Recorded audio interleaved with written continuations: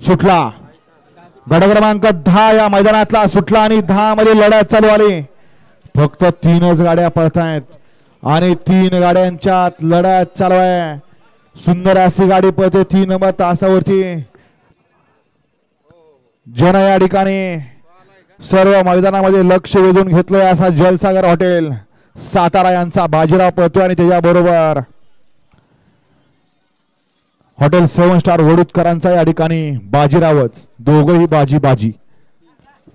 गट क्रमांक 10चा निकाल.